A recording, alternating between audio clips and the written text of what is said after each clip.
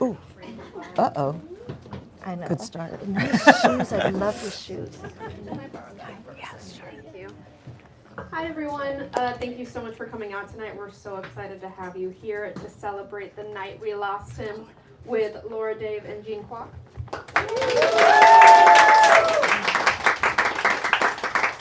My name is Bex. I'm the events coordinator here at Books Are Magic. Before we get started, I just have a few housekeeping notes to go over. We'll be doing a hand-raised Q&A at the end of the event, so think for questions, go on them tight, we'll get them answered. After the talk tonight, Laura will be signing near where you checked in. We'll let you know where and when to sign up for that, where and when to line up for that.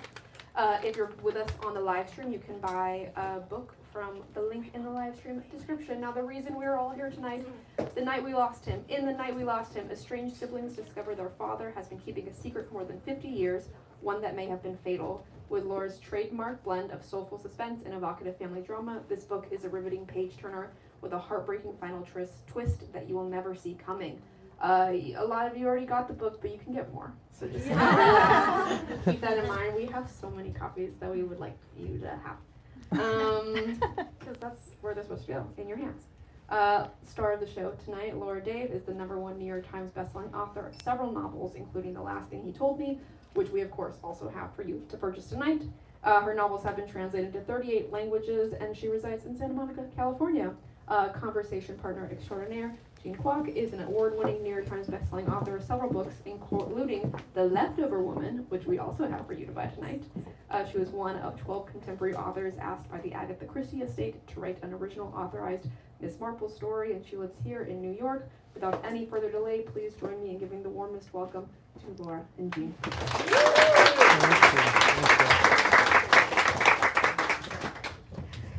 Thank you guys all so much for being here tonight. Laura, you know, I read this book in one big gulp. It was such an incredible read. I couldn't put it down. I think everyone who hasn't read it yet is in for such a treat. Can we start by you telling us, what is this book about? Well, I can start by that, but I am going to start by saying that Jean has a book out tomorrow in paperback that I blurbed when it was in hardback, and I love so deeply. It's called The Leftover Women, so that's here tonight as well. And thank you for being here when you are on deadline for another book. I'm so grateful. One of the best parts of this is getting to have an excuse to see friends and see other writers you admire. So thank you, and thank you guys for coming out tonight on a Monday. The book, I'm like, now what was the question? The book is about, The Night We Lost Him is about, as we were just told a little bit, is about two estranged siblings who really had no relationship growing up. And you know, part of that is that their father kept them siloed. They grew up in two different families, in two very different experiences of their father. And what I loved exploring here was how after their father's accidental death, which they thought was suspicious, even though the authorities thought otherwise, they had to join hands with each other in order to figure out what actually happened to their father, and in the process realize they didn't know who he actually had been. Well, you know, I think something that Laura does so well in her work, and particularly in this new book, is that, you know, you combine an incredibly propulsive read with beautiful, beautiful writing. I mean, with just this wise, evocative, moving writing. You know, can you tell us, how did you craft this incredible book? Well, thank you for saying that. For me, it always starts with a question. Every book starts with sort of an emotional question that I want to explore in some way. And the question here was, what does it mean to be the witness to someone's life? And what happens if the person whose life you most want to witness, you let go, you give away, either through your own fear or through circumstance? What happens to you without that person that really could have defined love and happiness for you? So that was my starting point. And I'm interested how you do this, but for me, I never outline. I have no idea what's coming next, and I start with just the first scene, the first imagination of two people who are going to come to answer that question. So here it was my main character, Nora Noon, and her brother Sam, who are going to be facing that.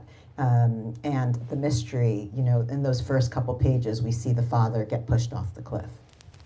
And I think what's amazing is not even just that he just gets pushed off the cliff, but you know, you do such a great job of balancing the suspense of what actually happened while crafting like these really like truly romantic stories. I mean, I feel like there's just, even though this is of course a family story, there's so much love in it. There's so much romance and relationships and passion as well. And that was actually one of my questions later on about this idea of being a witness, which I had seen you had said in an earlier interview. You know, can you tell us a bit more about how this specifically plays out in the book, being a witness to someone's life? Well, I think something that I'm really interested in and has showed up in my work in the past is this idea of who we love in public versus who we love in private. And I was really inspired here, with the last thing he told me, I was inspired by Enron and sort of the hubris that went into that crime. And here there's a succession battle at a children's publisher, and I'm not going to be more specific than that until after people read, that I was reading about, and maybe that was too specific. How many children's publishers are there? But there was a succession battle, and I was reading about it, and I had been thinking about this idea about who we love in public versus who we love in private. And when I was reading about that, it was a way for me to sort of move into this idea of witnessing. And when I think about with witnessing is that, especially now, especially with social media, especially with all the different ways our lives are moved in so many directions, there's so many ways that we put on different faces. But if we're lucky, there's people that see all of us and who remind us of who we actually are and don't let us get away with not being our most authentic self, and what a gift that is. And here, in this instance, I wanted to suggest that for Liam, for the murder victim, why he was killed is entirely locked up in who he was loyal to and the compromises he had to make around that of who he didn't show his real self to. I thought that part of the story is just so deeply, deeply moving and romantic. And that idea of, you know, who you love in private, who you love in public, and being witnessed, you know, somebody who truly knows you and kind of is a guiding light in your life, I think is so meaningful, especially in this day of telephones and social media and everything at a distance.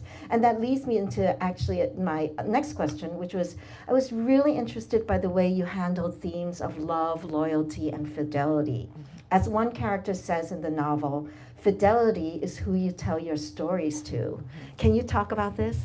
So this idea of fidelity is who you tell your stories to.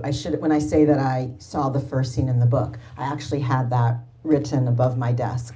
It's something that I've thought about for a long time, which is this idea of faithfulness. How can you be faithful to someone if they don't actually know you, if they don't actually see you? And the risk that comes when you're really open with somebody. It's a different kind of love. It's a different kind of knowing. One of the reasons I always wanted to be a writer was a play called The Real Thing by Tom Stoppard, which I have a little shout out to in the book. And I love the way he thinks about love there. And the idea of fidelity is who you tell your stories to is sort of paying tribute to what he talks about in that book, in that play, with this idea of carnal knowledge and letting someone really see and know you. And really for all the characters here wrapped around the mystery, you know, I love reading thrillers, all types of thrillers and all types of mysteries. I love yours. And I love the idea of writing one that is rooted in love and grief and hope, which is really what I tried to do here. And for that to sort of move through, the flip side of fidelity is who you tell your stories to, is what happens if someone thinks they know your stories and they don't. And what is the cost there? And can that cost end with someone killing someone? I thought the way you developed these love stories in this very suspenseful thriller was so beautiful because, you know, you have books where it's like two people meet and they fall for each other because one's really tall, you know, or like has broad shoulders. And you read Laura's work and it's so much subtle and so much deeper and so much more moving than that. And she really makes you fall in love with all of these characters, I think, in such a profound way. It's just like so passionate and moving and romantic. It was such a thrill to read. And I wanted to ask you, you know, speaking of The Last Thing He Told Me, your last book, how has your life changed after that phenomenal, huge success? I mean, what's been wonderful? What's been hard? So, you know, my writing life hasn't really changed at all. I think, you know, people, readers have reached out and asked, like, is making it hard to write the next book? But I think because it wasn't my first book, maybe that would have been more unnerving. But because it wasn't, you know, I've seen both sides of publishing. You know, I've seen when it works well, when it doesn't work well. And for me, it's always the same thing, which is you get up in the morning and you sit at your desk and you try to work. And you know, I don't know, with earnest as it sounds, I love writing. And so I love getting to sit there. I've never taken it for granted one day that I get to do this for work. And so I just still got to do that. It reminds me a little bit of when COVID happened, you know, in the pandemic, and everyone was all of a sudden staying at home. I turned to my husband and I was like, oh my God, everything's so different. And he's like, well, nothing's different for you. You never left home before. You never did anything before. Your life is the same. And it's that's sort of how I feel about the writing too. And then the rest of it, you know, some of it, there's a lot of pinch me moments that I just feel really lucky happen. The primary one is how many readers have reached out to me and continue to reach out to me. And, you know, when we start doing this, you wonder who's ever going to read anything, and we do it in spite of that. And so that has just been such a blessing. Can you tell us about some other pinch me moments and things that have happened with that book? Yes, I'm like, well, you know, there's been a few. I think it was you know, one of the nicest things is Suzanne, who's here, who's my longtime agent. We had this thing that we would do every week, Suzanne and Mary Sue, my editor, where on Wednesdays when the bestseller list would come out, they would call me if the book was still on the list. And the deal was, if the book was on the list, I wasn't allowed to cook dinner. I would get takeout, or I would order something in. So we made this plan very early on in the process. And then it kept going. And it was so lovely. But it got to the point. How long was it on the list? A little bit, about 80 something weeks. Oh my God. So, That's a lot of takeout, there's guys. a lot of takeout. So, and you know, some weeks would be funny, and Suzanne would just send me a text like, "Get yourself some Indian food," you know, like so, and then we wouldn't get to speak. But that weekly phone call every time was a real pinch me moment. That it was still being read. Yeah. No, that's amazing. And you were saying about how your daily writing life actually didn't change so much. And I know we have a lot of writers in the room as well. Can you tell us in intimate detail about your writing process? Like, you get up, you take your vitamins, like just on that level of detail. It's been the same since I was with my first book. Well, I should say I wrote my first book in graduate school and then spilled water on my computer and lost the whole book. And Oh no! I know, but it was not that good, so it's okay. So I really wanted to keep writing, so I always kept my mornings free. I had so many jobs, but I would keep my mornings free to work, and that's still what I do. I'm up at very early. Now sometimes I have to take a break and take my son to school, though my husband does a lot of days. And So what time do you get up? I mean, now I don't know what's happened. I can't sleep. I wish I could. If anyone has any advice after this, I would really appreciate it. Medication. So 4:30 or 5, and I sit down and I start working. And we have a really great coffee machine. I have a cup of coffee. I sit at my desk. I need the coffee. And I think it's my emotional support coffee. And I listen to the same song on repeat the entire time I write. In each book, the song changes. but the same song, the whole book. Would you be willing to share which song? Sure. For this book, it was a song. Well, it was Noah Khan throughout the whole thing. Actually, for this book, it had like two of his songs, three of his songs, but primarily it was "You're Gonna Go Far" by Noah Khan, which I imagined as Liam. If you listen to the lyrics, Liam sort of saying to his kids from, beyond. Do you use headphones when you do that? No. When I used to work at coffee shops, I did. So you Thank make God. your family insane, basically. No, I know. It's funny because my husband works at home too, but I have, I sit in the front office and no one's kind of near me. So I would like to sit in the office with him, but he's not interested. So. And when do you stop work? I stop at 2:38 when I have to go pick up my kid. 2:38, guys. I stop at 2:38. And do you set a goal for yourself? Do you set a word goal, a time goal? How do you kind of produce? I think I should use a word goal. I think that would be useful. For me, I know when it's starting to go south. And I'll still sit there, but I won't write anymore. I'll read my book, or I'll read a book, or I'll do research, or I'll answer emails. Like, I feel like you can sort of feel it. You can sort of feel when it's time. And I try to end when it's time, but when I'm not irritated yet, because then I don't want to start the next day. And I'll stop the song in the middle of the song and then pick up the next day. I love the one song on repeat thing. Yeah. But I have that too. I mean, I have to listen to music, and I like something without words, but I put it on repeat and I stop hearing it. But it somehow occupies the anxious part of my mind, and it just keeps it busy so that I can be free to actually work. Yeah, I think I agree, and I think it's very meditative. And also, my goal with books, always number one goal, because there's so many forms of entertainment and ways people can be spending their time, is I hope that when someone picks it up, they don't want to put it down. And I feel like it helps create a rhythm to the storytelling that makes it feel like it was written in one sitting.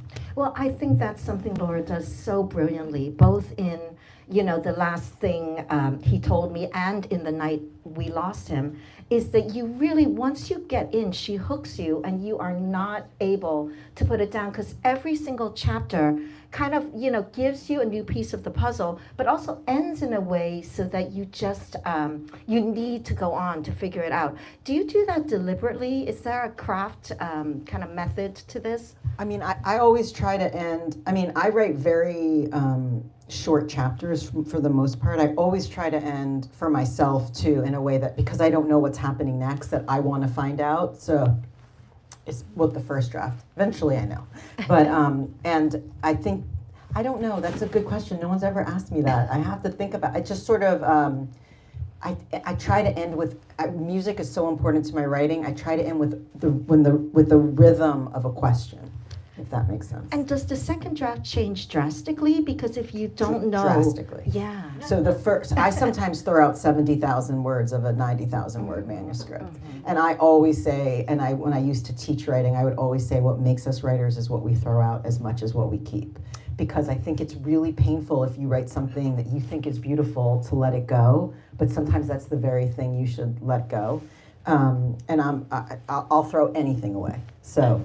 Yeah, I was just talking to some writers at a writing retreat who are more beginning, and that's what I said too. I mean, I know it's painful when you look at it and you think, oh, it's not working, but actually that's the mark of a professional, is that if it's not good enough, you have to toss it. No matter how much time and work you've put into it. If there's something better, even if your editor's waiting for it the next day, you have to say, I can't give it to you, I'm so sorry, but I need to redo it before you can see it.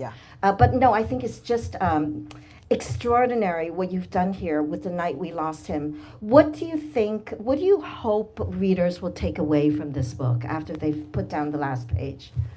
What in my experience with my other books, something that always happens is that readers have more interesting takes on the book than anything I could imagine. And so I just always I'm really very touched and humbled by some things they say. I'll always take credit, even if I did nothing to do with it. Like, they're like, did you mean to do that? I'm like, I 100%.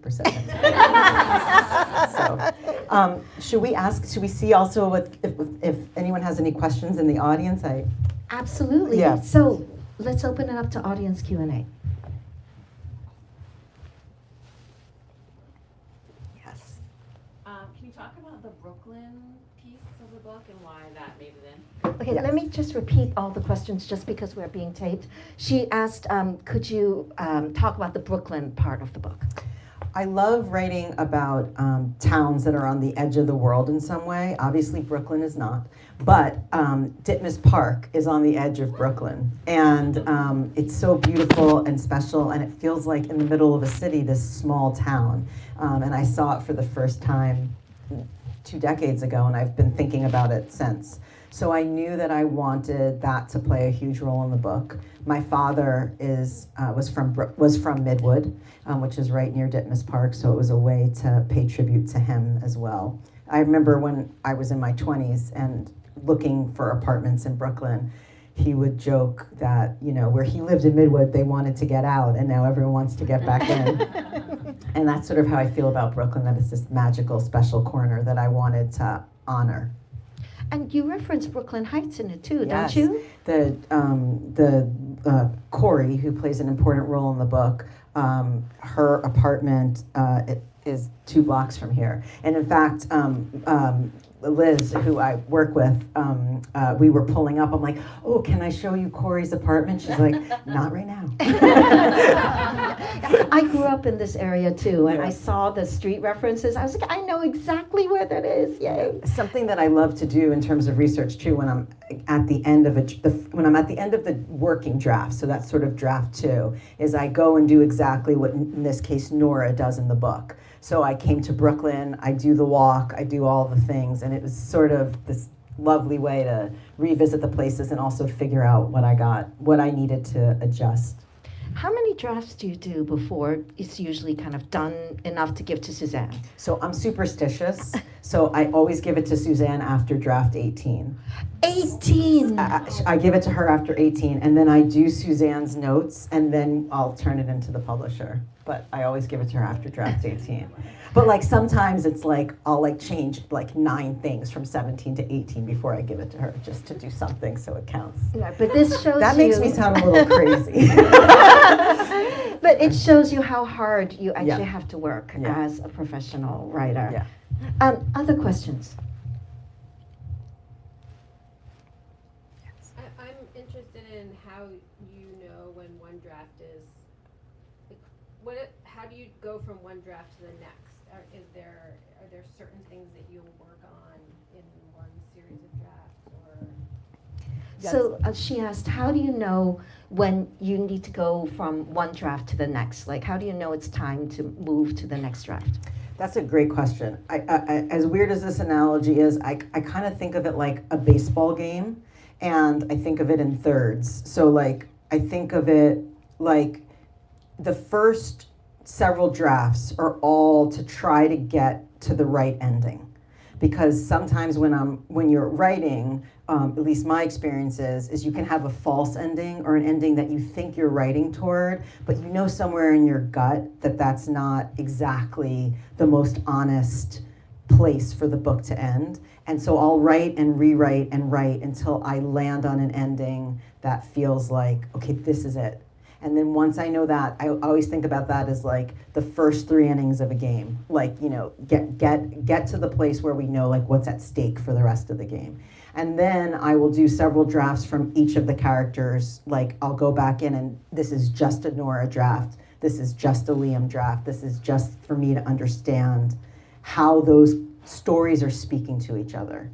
And then that I think of as innings 4, 5, and 6. I clearly have an 8-year-old who plays baseball. And then the last, really this is clutch and everything really, really matters is when I do a holistic, because this book and my last 2 books before it all have a significant period in the past. How is the past speaking to the present? And I go back in and I try to create, if they're not there organically, I go back and look at Easter eggs that I'm putting in the past that someone finds in the present, and I'm making sure that those 2 storylines really speak to each other. Well, I actually have a question that I thought of while you were talking about this. You know, you've been a writer for a long time, and you have such an incredible work ethic and artistic ethic. And the last thing he told me was really your breakout novel. Yeah. Do you have any thoughts about why it was your breakout novel? What did you do something differently? What do you think that was? Well, when I met Suzanne, I actually had a draft of that so it would have been my 4th book as opposed to my 6th book. And I sent it to Suzanne, and she said, in her infinite honesty, this is going to be great at some point, but not now. And it's not there yet. And she's like, let's maybe think, or you can do another draft, or let's think about it. And then I went to Northern California, and the book that became 800 Grapes just sort of poured out of me. You know how some books are labors of love and some books are easier, and that one was easier. And so I wrote that book and another book, and then I went back to this book, and I realized it was the primal story of someone becoming a mom and someone becoming the hero of their own life through motherhood, which was something I hadn't seen in my own work before, and I hadn't read in just that way. And I sent it back to Suzanne, and she's like, "Oh, this is what we were looking for." I don't know beyond that why it was that book, except to say that I spent a long time, and it held me, and so I knew that I had to go back to it. I don't know, because I could say, oh, it was Book of the Month pick, but 800 Grapes was a Book of the Month. But it's really hard to know. It's really hard to know, but I'm just grateful that people felt that way about it. Other questions? Yes. You have mentioned that some books came to you easier than Yes. others. So I'm curious to know, where do you find inspiration for these books? So the question is, you had said some books come easier than others. Where do you find inspiration? I usually find inspiration for something from a real world event in some way, at least with the last few books, or something that I'm just really curious about. With 800 Grapes, that was winemaking was something I was always very curious about, and sort of the paradox between, trying to grow something in that way, and sort of an industry that was really shifting and dying and moving to factory, and which I felt like was a metaphor for a lot of different things. For this book, this book was actually, when I think about labors of love, this book was really a love letter, and it had been a love letter since I started it, to my parents, really, primarily. And I knew I wanted to tell a story in which the axis sort of rode on grief and love and getting yourself to a place that you didn't even know was the right place for you. So I sort of walked in with an emotional journey that I was hoping the book was going to take, and I wanted the present story like the way that we all have to look into what's happened to us to get to somewhere better. I found inspiration in this idea that eventually, even we could, let me say it another way, because I said that long. We all keep secrets from each other, but here we have someone keeping a secret from himself. And I love the idea that at the end of this, when the daughter finds out the father's secret, it releases both of them. In real life, my parents did not have a secret. If they were in the room tonight, they would want me to say that. Yeah, there is such a wonderful kind of twist at the end that's just like and I think it's so hard to do well, where it has been built into the book, and then you hit it, and you're like, oh, yes. And I immediately went back and reread the book to be like, yes, okay, got it. Oh, right there. But yes, it's really so beautiful and so romantic. Other questions? Suzanne. Can you talk a little bit about the research you did for this book? The question is, can you talk a little bit about the research that you did for this book? Well, the main character, Nora Noon, is an architect who focuses on neuroarchitecture. So that actually came to me in the writing. I had this picture of the Salk Institute on my desk, and he sort of credited that architect with being the founder of the neuroarchitecture movement. And so I spent time talking to neuroarchitects. I spent time going to, I know it's hard work because Liam Noon owns a luxury boutique hotel empire, going to luxury boutique hotels and really spending time with the managers there and people who work there and learning about how the hotel industry works in a variety of ways, but with a boutique hotel, a singular hotel, what the goal is. So I spent time, doing that kind of research. I love doing research. I said I came back to New York to do Brooklyn, but the other thing I do, which also doesn't make me sound entirely not crazy, is the book takes place over 4 days, so I do everything that happens to them in the order that it happens to them. So I went up the coast in California, then I came back to New York, and then I went back to California. I stayed at luxury hotels though, so it was okay. And when do you know to stop doing research? Because it seems like, it's a great way to procrastinate. Like sometimes I find myself doing that, where I'm like, oh, I need to re-outline, or I need to do more research, and I know actually I need to move forward with the writing. When do you know to stop? So I think that's a great question, and for me, I don't let myself do the research until I've done my work that day.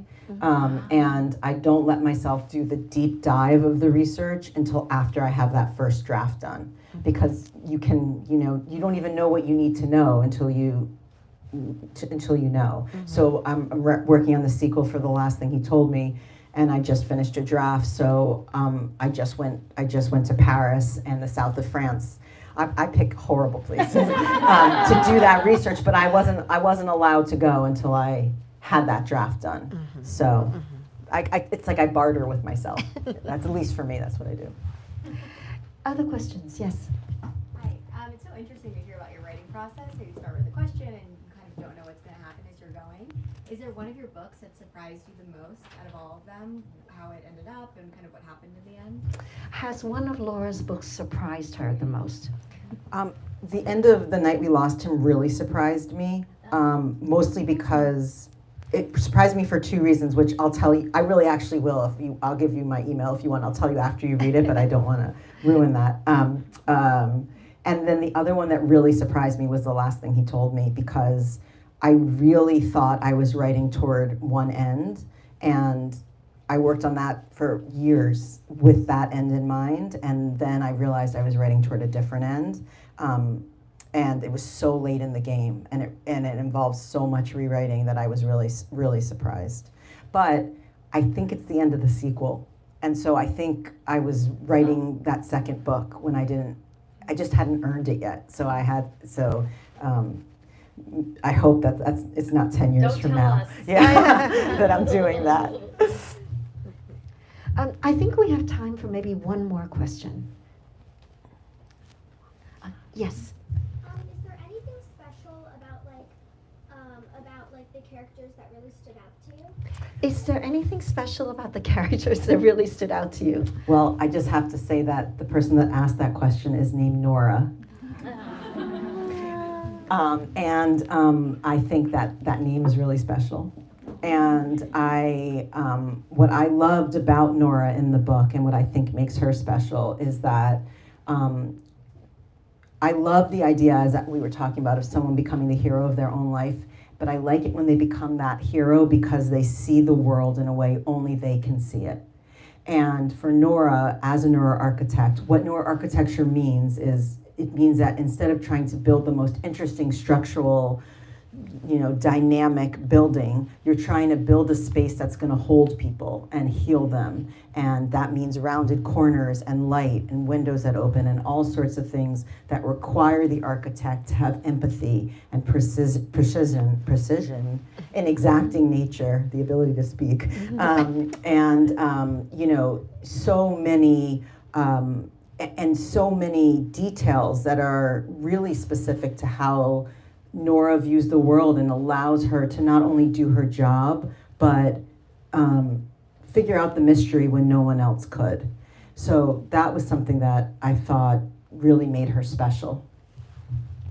Yeah, I actually saw there were like, I think 2 more hands that were already up when I asked for the last question. Can we quickly do them? Yes. Mine's a quick one, but I'm curious, like why thrillers? Why have you enjoyed that genre? So the question is why thrillers? Why has she enjoyed that genre? You know, I really think of I think of my books sort of as like thrillers light, or like you're not going to be scared ever, because I can't even watch a commercial without screaming at the screen if I feel scared, or mysteries. And I think for me, I like finding a sense of justice at the end. And I don't mean justice like capital J. I mean justice like what you thought you knew, you weren't wrong. And I think that's a really comforting way to move into mystery solving. And it's something that I hadn't really seen in that space before. So often it hinges on, you know, your husband is a monster and you need to seek revenge. And I like the idea that here the mystery was directly tied to you knowing better than anyone how you needed to proceed in the world. That's really beautiful. And one last question from Lee. So there's food in this book. Yes. And a recipe, and I wondered if you could just talk about that a little bit. And So the question is to talk about food and the recipes in this book. So the main character, Nora's fiance, Jack, owns a restaurant in Ditmas Park in which he makes this strawberry pizza. And the strawberry pizza, which I'll explain in the book, is a savory pizza. It's not like sweet. You might think of strawberry pizza as sweet. It has like tomatoes and onions and pine nuts, and it's really very yummy. And it's based on a strawberry pizza that my now husband, and I had in Northern California in like 2009, a really long time ago. And we loved it. It was truly the most delicious thing I'd ever tasted in my life. I felt like I was in the movie Mystic Pizza. I loved it. And we got a version of the recipe. Jeremy Fox, who's that chef, closed that restaurant and actually moved to Santa Monica and was moved to a restaurant that was on the same street that we lived on, which I felt was like a sign that I was supposed to have that pizza in my life. And we make it every Sunday night for the last decade. So I like to honor that in the book and honor Jeremy Fox, its originator. There's some really delicious food in the book. Yeah. So we are wrapping up the Q&A section of this event. I do just want to say one last thing before we end, which is that this book is such an incredible, incredible read. If you have not bought it already, please get it, run out and get it, everyone who's listening. And buy gifts too for your friends, because some of you may not know this, but the way publishing works, if you love and support an author and their work, the best time to do it is when that book comes out. That's when you really want to give the book momentum. So if you're thinking, oh, maybe I could buy some for my friends, for my mom, they'll all love it. Like, now would be a great time to do that. Just saying. Okay. You're coming with me everywhere. I also love the book myself so much. I mean, it's really, you're in for a treat.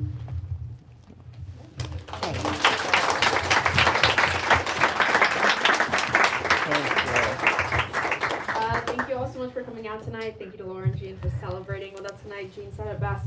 Buy people books. You've got friends, you've got neighbors, you've got family, you've got pets. We've got so many at the front. Look, you can read to your dogs. I don't know what to tell you. They'll love it. If you're with us on the live stream, you can buy a book from the link in the description. We are going to have everyone line up down, not yet, but in a moment, we will have you line up down the center. My coworkers are about to start pointing where Laura will be signing. I know you're also very excited to congratulate Laura. We ask that you just hold off a second so we can get the signing line started. I'm gonna rush her back there and get it going. Please grab your belongings. We fold up the chairs pretty quickly. But don't forget, you can buy Jean's books, you can buy other books at the front. Thank you so much for coming. Have a great night.